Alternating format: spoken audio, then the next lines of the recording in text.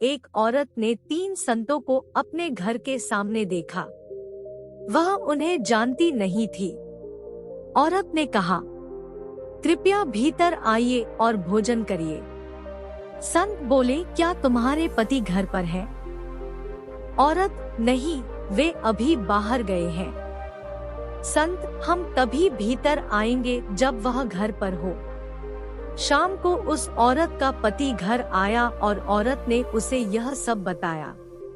पति, जाओ और उनसे कहो कि मैं घर आ गया हूँ और उनको आदर सहित बुलाओ।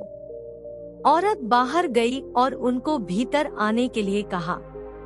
संत बोले, हम सब किसी भी घर में एक साथ नहीं जाते। पर क्यों? औरत ने पूछा।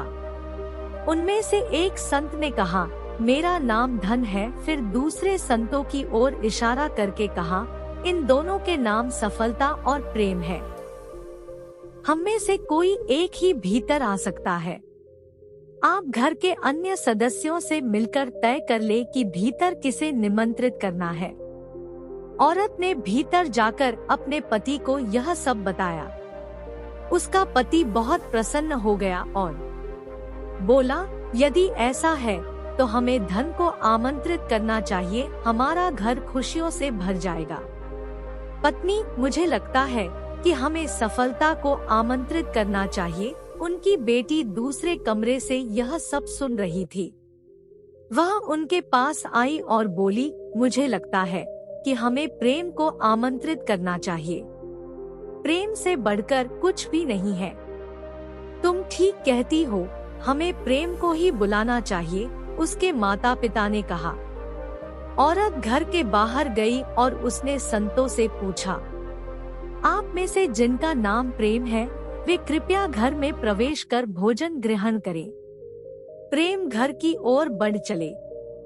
बाकी के 2 संत भी उनके पीछे चलने लगे।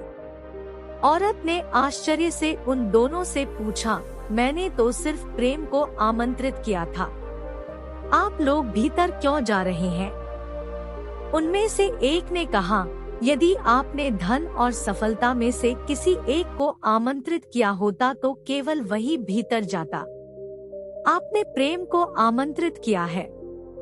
प्रेम कभी अकेला नहीं जाता। प्रेम जहाँ जहाँ जाता है, धन और सफलता उसके पीछे जाते हैं।